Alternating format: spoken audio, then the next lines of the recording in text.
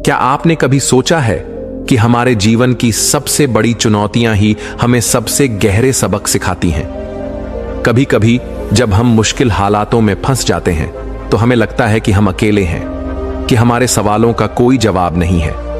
लेकिन अगर हम सही नजरिए से देखें तो हर परिस्थिति हमें कुछ सिखाने आई होती है। आज मैं आपको एक ऐसी प्रेरणादायक कहानी सुनाने जा रहा हूं जो न सिर्फ आपके दिल को छू लेगी बल्कि आपके सोचने का नजरिया भी बदल देगी। यह कहानी सिर्फ एक साधारण कथा नहीं है, बल्कि यह जीवन के गहरे सत्य को उजागर करती है। तो चलिए आज हम बुद्ध की एक अनमोल कहानी के माध्यम से यह समझने की कोशिश करते हैं कि जीवन के सबसे कठिन सवालों का जवाब हमें कहां और कैसे मिलता है। तो आइए जीवन बदलने वाली कहानी शुरू करते हैं। दोस्तों, एक युवक ने अपने जीवन में सफलता प्राप्त करने का दृढ़ संकल्प कर लिया। बड़ी लगन और धैर्य के साथ उसने आश्रम से शिक्षा प्राप्त की। शिक्षा की समाप्ति के बाद उसने नौकरी खोजना प्रारंभ कर दिया ताकि पारिवारिक जिम्मेदारी का निर्वाह वह बहुत ही अच्छे तरीके से कर सके।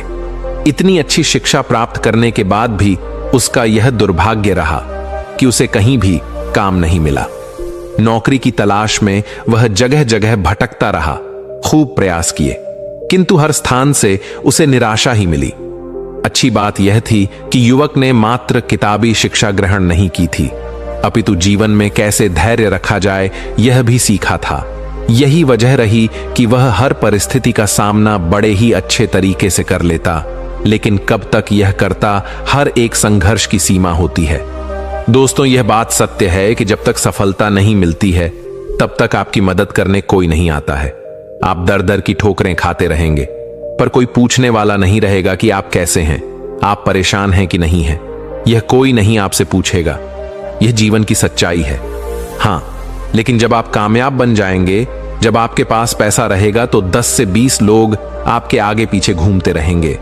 तो तमाम तरह के लोग आपसे रिश्ता भी रखना चाहेंगे। तब दूर के लोग भी आपसे कहेंगे कि आप उनके बहुत ही करीबी रिश्तेदार हैं। हर कोई आपसे एक झूठा रिश्ता लेकर जोड़ने लगेगा। ध्यान रहे, जो लोग आपके पैसे को, आपकी कामयाबी को देखकर आपसे जुड़ते हैं, वह कभी भी आपके अपने नहीं हो सकते। जो मुसीबत के समय में जब आप निर्धन हैं, गरीब हैं, लाचार पड़े हुए हैं, उस वक्त कोई अगर आपको सहारा दे, उस वक्त कोई अगर आपके साथ खड़ा रहे, तो समझ लीजिए कि वही आपका सच्चा और अपना साथी है। और ऐसे लोग दुनिया में केवल 1% से भी कम होते हैं, जो आपकी गरीबी में, जो आपके कठिन वक्त में आपका साथ दें। लेकिन आप सबसे ज्यादा उन लोगों के लिए परेशान रहते हैं जो कभी आपके अपने हैं ही नहीं। वह युवक हार थक के परेशान होकर के एक रास्ते से गुजर रहा था। रास्ते में उसे से एक आश्रम दिखाई पड़ा। उस आश्रम के बाहर एक महात्मा अपने शिष्यों को ज्ञान का उपदेश दे रहे थे। वे सभी शिष्य उन बौद्ध महात्मा के उपदेशों को बड़े ही ध्यान और शांतिपूर्वक सुन रहे थे। वह युवक वहीं पर रुक गया। उसने सोचा कि ऐसा क्या यहां पर चल रहा है जो कि लोग बहुत ही शांतिपूर्वक उन महात्मा का उपदेश सुन रहे हैं। उस युवक के भी मन में जिज्ञासा जाग गई कि चलकर हम भी देखते हैं कि वहां पर क्या हो रहा है। और वह युवक भी धीरे धीरे कदमों से आगे बढ़ते हुए आश्रम की तरफ चल पड़ा। वह पास में ही एक आम के पेड़ के पास बैठ गया और महात्मा के द्वारा कही हुई बातों को ध्यान से सुनने लगा। महात्मा कह रहे थे, जब किसी चीज की नई शुरुआत होती है तो सबसे पहले सब कुछ खत्म हो जाता है। जब इस सृष्टि की रचना हुई थी तो सबसे पहले सब कुछ समाप्त हो गया था। उसके बाद एक नई सृष्टि की रचना हुई। यानी जब इंसान मुसीबत के ऐसे वक्त में पहुंच जाए जब उसे लगे कि अब कुछ नहीं होने वाला है, अब मेरा कुछ नहीं हो सकता है, जीवन में वह बिल्कुल हार सा गया है, टूट जाए, लाचार हो गया हो, कोई उसकी मदद करने वाला नहीं रहे, ऐसे वक्त में अगर वह इंसान किसी से अपनी मदद भी मांगे तो लोग उसकी मदद भी करने से इनकार कर दें। महात्मा आगे कहते हैं कि ऐसे बुरे वक्त में अगर किसी को प्यास लगती है तो कोई आपको पानी देने वाला भी नहीं मिलेगा, क्योंकि बुरे वक्त में कोई भी साथ नहीं देता है। ऐसे वक्त में आप बिल्कुल टूट जाएंगे, आप जिंदगी से हार जाएंगे। लेकिन एक बात हमेशा याद रखिएगा, इसी क्षण यही सोचना है कि अब कुछ हमारी जिंदगी में बड़ा और अच्छा होने वाला है, क्योंकि बर्बादी के बाद ही नई चीज का निर्माण होता है। टूटे फूटे लोहे को गला करके एक नए लोहे का निर्माण किया जाता है। अर्थात जब आप बिल्कुल टूट जाएंगे, मुसीबत के वक्त से गुजर रहे हैं, तो यह बात दिमाग में जरूर लाएं कि अब कुछ नया होने वाला है, हमारी जिंदगी में कुछ अच्छा और बड़ा होने वाला है। यही एक उम्मीद आपको जिंदा रखेगी और यह बिल्कुल सत्य बात है। देखना, अगर तुम ऐसे वक्त में हो जहां पर कोई तुम्हारी मदद नहीं कर रहा है, कहीं से मदद की कोई भी उम्मीद नहीं है, तो समझ लेना कि अब कुछ बड़ा और अच्छा होने वाला है। क्योंकि जितना आप टूट सकते थे, अब आप टूट गए हैं। इससे ज्यादा आप नहीं टूट सकते। ऊपर वाला आपको जरूर कुछ बड़ा देने वाला है। यही सब बोल करके गुरुजी अपने उपदेश को विराम देते हैं। बोलते हैं कि शिष्यों, आज के लिए बस इतना ही। अब तुम सब दूसरे दिन इसी समय पर आना, फिर हम आगे की बात करेंगे। सभी शिष्य अपने अपने आश्रम में चले जाते हैं। तभी अच्छा समय देख करके वह युवक उन महात्मा के पास आता है और कहता है कि महात्मा, मैं पीछे से आपका पूरा उपदेश सुन रहा था और मुझे बहुत ही अच्छा लगा। मैं बिल्कुल टूटा हुआ इंसान हूं। मैंने पढ़ाई भी की, हर जगह नौकरी की तलाश में घूम रहा, पर मुझे कहीं भी नौकरी नहीं मिली। मैं दर दर के ठोकरे खा रहा हूं, पर कुछ भी हासिल नहीं कर पाया। लेकिन आपने जो बातें बोली, उससे मुझे कुछ काम करने की हिम्मत मिली और आपकी बातें बिल्कुल सही हैं। तब वह महात्मा उस युवक से कहते हैं कि युवक, तुम अपनी समस्या को मुझे बताओ। तब वह युवक कहता है कि हे महात्मा, मैंने आश्रम से शिक्षा प्राप्त की, उसके बाद हम घर पर आ गया और हमारे घर पर पैसों की जरूरत थी, जिसकी वजह से हम बाहर कमाने के लिए निकल पड़े।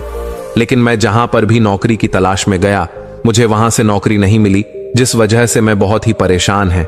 गुरुवर, कृपया मेरा मार्गदर्शन करें ताकि मैं अपने जीवन में सफलता की नई बुलंदियों को हासिल कर सकूं। फिर वह बौद्ध महात्मा उस युवक से कहते हैं कि आज हम तुम्हें कुछ छोटी छोटी बातें बता रहे हैं, जिन्हें अगर तुम अपनी जिंदगी में अपनाते हो तो तुम्हें सफल होने से कोई नहीं रोक सकता, और हर सफल व्यक्ति यही करता है। मैंने बहुत से लोगों को शिक्षा दी है, लेकिन मेरे जो शिष्य मेरी इन 7 बातों को अपने जीवन में अपना लिए, वह आज अपना नाम इस संसार में कमा रहे हैं। महात्मा उस युवक से कहते हैं कि अगर तुम्हें सफल होना है तो तुम्हें सबसे पहले अपने गुणों को पहचानना है, और यही तुम्हारी सफलता पाने की पहली आदत होनी चाहिए। वह युवक कहता है कि गुरुदेव, अपने अंदर के गुणों को कैसे पहचाने? तब वह महात्मा उस युवक से कहते हैं कि गुणों को पहचानने का मतलब यह है कि अपने अंदर की प्रतिभा को पहचानो। कुछ भी कार्य करने से पहले सबसे पहले तुम अपने अंदर की प्रतिभा को पहचानो। हर एक इंसान में एक अलग प्रतिभा होती है। अगर वह अपनी प्रतिभा के हिसाब से काम करे तो जीवन में उसे सफल होने से कोई नहीं रोक सकता। मैं तुम्हें एक उदाहरण के माध्यम से समझाने का प्रयास करता हूं। अगर मैं तुमसे यह पूछूं कि यह आम का पेड़ है जो तुम्हें दिखाई दे रहा है, अगर मैं इस पर सभी जानवरों को चढ़ने के लिए बोलूं कि इस पेड़ पर सबसे पहले कौन चढ़ेगा? चलो मान लेते हैं यहां पर बंदर, भालू, हिरण, हाथी, घोड़ा, गिलहरी, सभी लोग आ गए। तो अब तुम मुझे यह बताओ कि इस पेड़ पर सबसे पहले कौन चढ़ेगा? तो वह युवक कहता है कि महात्मा, इस पेड़ पर तो गिलहरी सबसे पहले चढ़ जाएगी, वह झट से ऊपर तक चढ़ जाएगी। इसके बाद बंदर चढ़ जाएगा, लेकिन घोड़ा नहीं चढ़ सकता, हाथी नहीं चढ़ सकता, तमाम जानवर इसमें फेल हो जाएंगे। तब वह बौद्ध महात्मा कहते हैं कि तुमने बिल्कुल सही कहा। यही हाल हम सबकी भी जिंदगी में होता है। हम सबके भी अंदर एक अलग अलग प्रतिभा होती है, लेकिन हम उस प्रतिभा को पहचानने का प्रयास ही नहीं करते हैं। हम सब अपनी प्रतिभा के हिसाब से चलते ही नहीं हैं। हम लोगों के हिसाब से खुद को ढालने का प्रयास करते हैं और हम औरों जैसा बनने लगते हैं। इस दुनिया में जितने भी सफल लोग हुए हैं, अगर तुम उनको ठीक ढंग से पहचानोगे तो तुम पाओगे कि वह अपनी प्रतिभा के हिसाब से काम किए हैं, तभी वे आगे चलकर अपनी जिंदगी में कामयाब हुए हैं। हर कोई इस पेड़ पर नहीं चढ़ सकता। ठीक उसी प्रकार तुम सबसे पहले अपने अंदर के प्रतिभा को पहचानो। तुम यह देखो कि तुम किस चीज में माहिर हो। अगर तुम अपनी प्रतिभा के हिसाब से काम करोगे, उस प्रतिभा को पहचान लोगे, तो तुम जिंदगी में बहुत आगे जाओगे। फिर तुम्हें सफल होने से कोई नहीं रोक सकता है। लगभग 98% लोग यही करते हैं कि वे दूसरों जैसा बनने का प्रयास करते हैं। किसी ने उन्हें कहा तो वे उसके जैसा ही बनने लगते हैं, जबकि जो 1% लोग होते हैं वही सफल हो पाते हैं, क्योंकि वे अपने प्रतिभा के हिसाब से काम करते हैं। वे अपने अंदर की प्रतिभा को पहचान लेते हैं फिर वे उसके हिसाब से उस कार्य को करते हैं और अंत में उन्हें सफलता भी मिलती है और वे लोग जिंदगी में बहुत ही आगे जाते हैं। इसलिए कुछ भी नया करने से पहले सबसे पहले तुम अपनी प्रतिभा को पहचानो, फिर उसके हिसाब से काम करो। वह महात्मा उस युवक से कहते हैं कि सफल बनने के लिए दूसरी सबसे बड़ी आदत यह है कि तुम सब सही समय पर उठो। अगर तुम सब सुबह 3 घंटे पहले उठ जाते हो, अगर तुम 4 बजे उठ जाते हो या 5 बजे भी उठ जाते हो, तो तुम्हारे पास बहुत ज्यादा समय बच जाएगा अपने कार्य को करने का और तुम उन तमाम लोगों से आगे निकल जाओगे जो लोग देर सुबह सोकर उठते हैं। उन्हें आलस्य और बीमारियां घेर लेती हैं। अगर तुम भी देर सुबह उठोगे तो तुम भी उन्हीं के जैसा बन जाओगे। इसीलिए अगर तुम्हें लाखों की भीड़ से आगे आना है तो तुम्हें सुबह जल्दी उठना होगा। जो व्यक्ति सुबह सही समय पर जल्दी उठ जाते हैं उन्हें पूरे दिन को कार्य करने का ज्यादा समय मिल जाता है। तुम सुबह उठो, सबसे पहले अपने पूरे दिन की रूपरेखा तैयार करो कि कब मुझे क्या काम करना है, कब कौन सा काम करना है, कितने बजे क्या करना है। सबसे पहले तुम उस कार्य को करो, फिर उसके हिसाब से पूरे दिन का कार्य करो। इससे क्या होगा कि तुम्हारे पास समय बच जाएगा और तुम अपने कार्य को बहुत ही अच्छे तरीके से कर पाओगे। जो लोग यह कार्य नहीं करते हैं वह जब अपना कुछ कार्य पूरा कर लेते हैं, खाली बैठ जाते हैं, तो वह यह सोचते हैं कि अब उन्हें क्या करना चाहिए। इससे उनका समय बर्बाद होता है और जो भी व्यक्ति अपना समय बर्बाद करता है वह अपनी जिंदगी में कभी भी आगे नहीं बढ़ पाएगा। इसलिए सुबह उठकर के सबसे पहले अपनी एक रूपरेखा तैयार करो कि हमें दिन में क्या काम करना है और क्या नहीं करना है, फिर उसके हिसाब से तुम कार्य करो। महात्मा उस युवक से कहते हैं कि अगर तुम्हें अपनी जिंदगी में सफल होना है तो मैं तुम्हें तीसरी आदत बता रहा हूं जिसे तुम जरूर अपनाना। वह यह है कि अपनी विचार शक्ति का उपयोग करो। जो भी तुम अपनी जिंदगी में पाना चाहते हो उसे तुम सुबह उठ करके एक बार जरूर सोचो। तुम यह अनुभव करो कि वह चीज तुम्हें मिल रही है। भले ही वह चीज तुम्हें मिली ना हो, लेकिन तुम उसके बारे में सोचना शुरू करो और इतना सच्चाई के साथ सोचो कि ऐसा लगे कि तुम्हें वह चीज मिल रही है। उस चीज को पाने का अभ्यास करो और यह काम तुम्हें सुबह उठ करके ही करना है और जब रात को तुम सोने जाते हो तब भी तुम्हें यह करना है। धीरे धीरे वह चीज तुम्हारी तरफ आकर्षित होने लगेगी। इसे ही आकर्षण का नियम कहते हैं। व्यक्ति को जो भी चीज अपनी जिंदगी में पाना है उसे उसके बारे में बहुत ही सच्चाई और गहराई के साथ आभास करना है कि उसे वह चीज मिल रही है। फिर क्या होगा कि यह प्रकृति, यह ब्रह्मांड खुद तुम्हारे लिए वह चीज भेजेगा, क्योंकि वह चीज तुम्हारी तरफ आकर्षित होने लगेगी। इसे ही आकर्षण का नियम कहते हैं। तो तुम्हें इस आकर्षण के नियम का पालन करना है। अगर तुम इसका सही से अभ्यास करते हो तो धीरे धीरे तुम जो भी चीज पाना चाहते हो वह चीज तुम्हें मिलने लगेगी। महात्मा उस युवक से कहते हैं कि सफल बनने के लिए चौथी आदत है जो तुम्हें मैं बता रहा हूं, वह यह है कि सकारात्मक सोच के साथ आगे बढ़ो। महात्मा युवक से कहते हैं कि जिंदगी में अगर तुम्हें कामयाबी पानी है, तुम्हें सफल होना है, तो अपनी सोच को सकारात्मक करो, क्योंकि सकारात्मक सोच से ही एक अच्छी बुद्धि का विकास होता है। सकारात्मक सोच से ही तुम कुछ अच्छा और बड़ा सोच पाओगे। जब कोई व्यक्ति नकारात्मक सोचता है या किसी दूसरे के बारे में सोचता है तो वह अपने कार्य को ठीक ढंग से समझ नहीं पाएगा और अपने कार्य पर ध्यान भी नहीं दे पाएगा, क्योंकि उसका दिमाग तो किसी और चीज में लगा हुआ है और वह यह काम सही तरीके से नहीं कर पाएगा। इसलिए तुम किसी के बारे में बुरा ना सोचो, भले ही वह तुम्हारा दुश्मन ही क्यों ना हो। इससे क्या क्या होगा कि तुम्हारा अपने कार्य पर से ध्यान हटने लगेगा, और जब तुम्हारा अपने कार्य पर से ध्यान हटने लगेगा तो तुम धीरे धीरे असफल होते जाओगे। इसलिए अगर जीवन में सफल होना है तो तुम सकारात्मक सोच के साथ आगे बढ़ो। तुम इन सब की फालतू की बातें सोचने में अपना समय व्यर्थ मत करना कि कौन तुम्हें गिराने की कोशिश कर रहा है, कौन तुम्हारे प्रति अच्छा है, कौन बुरा है। यह सब सोचने का समय नहीं है। बस तुम्हें अपने कार्य को अच्छे तरीके से आगे करते जाना है। देखना, जो तुम्हारे आलोचक होंगे, जो तुम्हें नीचा गिराने की कोशिश करेंगे, धीरे धीरे वह सब तुम्हारे रास्ते से हट जाएंगे, क्योंकि जिस भी व्यक्ति के मन में नकारात्मक बातें होती हैं, जो भी व्यक्ति किसी को गिराने की कोशिश करता है, वह कभी भी अपनी जिंदगी में आगे नहीं बढ़ सकता। इसलिए अगर तुम्हें सफल होना है तो तुम एक सकारात्मक सोच के साथ आगे बढ़ो, क्योंकि सकारात्मक सोच से ही तुम्हें आगे सफलता मिलने वाली है। और तुम्हारे जीवन में जो नकारात्मक लोग हैं, जो नकारात्मक बातें करते हैं, तुम उनसे दूरियां बना लेना। महात्मा 5वीं बात बताते हुए कहते हैं कि युवक, अगर तुम्हें अपनी जिंदगी में सफल होना है तो अपने राज्य किसी को मत बताओ। अगर तुम जो भी काम करना चाहते हो तो यह राज्य किसी को भी मत बताना, क्योंकि अगर तुम अपने राज्य किसी को बता दोगे तो तमाम लोगों को पता चल जाएगा कि तुम क्या करने वाले हो। और अभी तो तुम अपने कार्य की शुरुआत ही नहीं की हो, लेकिन तमाम लोग आपको गिराने की कोशिश करने लगेंगे, तो इससे तुम्हारा कार्य भी सही तरीके से सही समय पर पूरा नहीं हो पाएगा और तुम परेशान होते जाओगे। इसलिए अगर तुम्हें अपने जीवन में कुछ करना है, कुछ पाना चाहते हो, तो तुम्हें बिल्कुल शांतिपूर्वक अपने कार्य को करना है। ढिढोरा नहीं पीटना है, किसी को भी मत बताओ कि तुम आगे क्या करने जा रहे हो। इस बात का तुम खास ध्यान रखना। महात्मा युवक को सफल होने के लिए 6ठी बात कहते हैं कि कड़ी मेहनत और लगन के साथ काम करो। वह महात्मा कहते हैं कि कोई भी इंसान अगर सफल होता है तो वह अपनी कड़ी मेहनत से सफलता प्राप्त करता है। जितने भी कामयाब लोग होते हैं उन्होंने बहुत कड़ी मेहनत की है। कड़ी मेहनत सही जगह पर करनी चाहिए। ये नहीं कि तुम बस बहुत कड़ी मेहनत करते जा रहे हो लेकिन सही दिशा में नहीं कार्य को कर रहे हो, तो कड़ी मेहनत के साथ साथ सही दिशा बहुत जरूरी होती है। अगर तुम सही दिशा में कड़ी मेहनत करते हो तो तुम उस काम में कामयाब जरूर हो जाओगे, तुम्हें जरूर कामयाबी मिलेगी।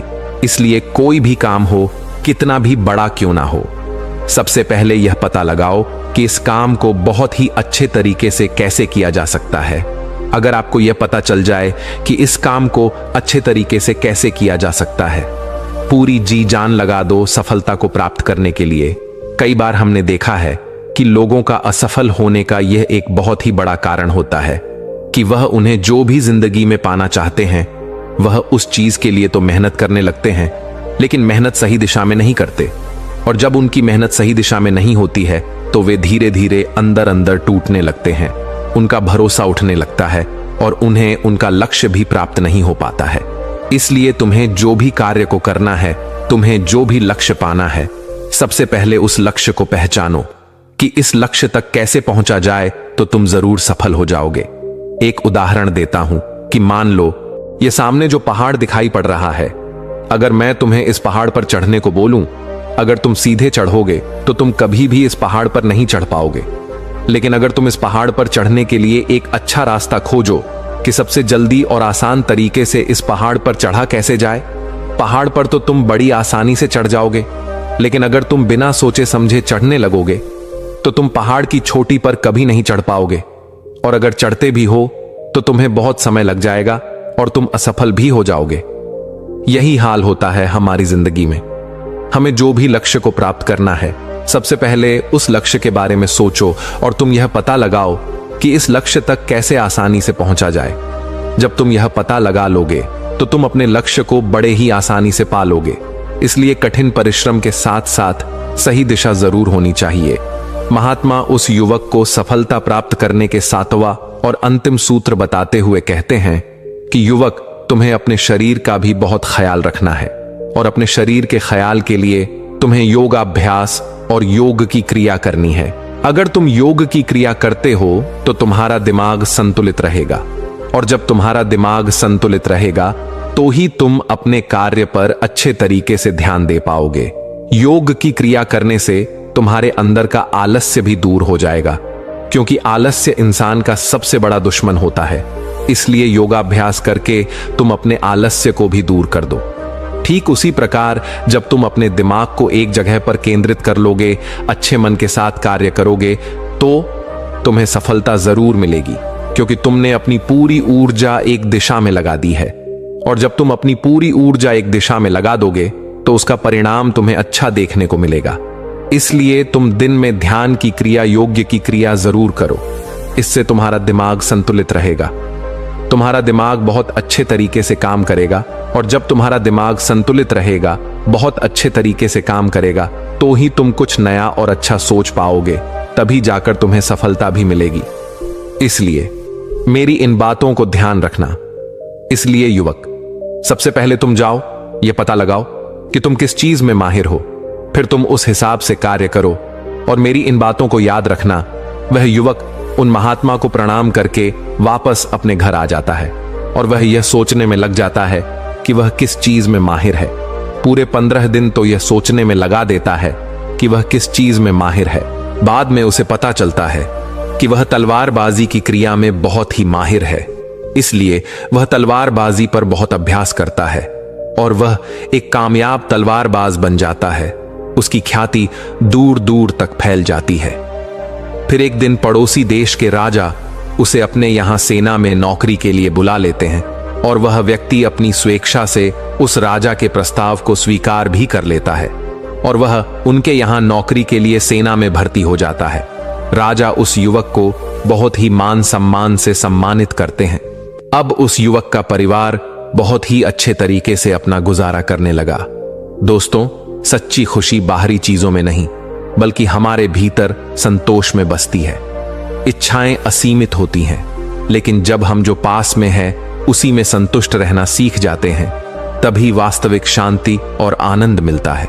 जीवन में संतोष ही सबसे बड़ा धन है। दोस्तों, उम्मीद है कि आपने आज की इस वीडियो से जरूर कुछ ना कुछ सीखा होगा। तो इस वीडियो को लाइक और अपने दोस्तों के साथ शेयर करना ना भूलें। हमें ऐसे ही सपोर्ट करने के लिए चैनल को सब्सक्राइब और घंटी बटन को जरूर दबा दें। तो चलिए मिलते हैं एक और वीडियो में। तब तक के लिए अपना ख्याल रखें। धन्यवाद।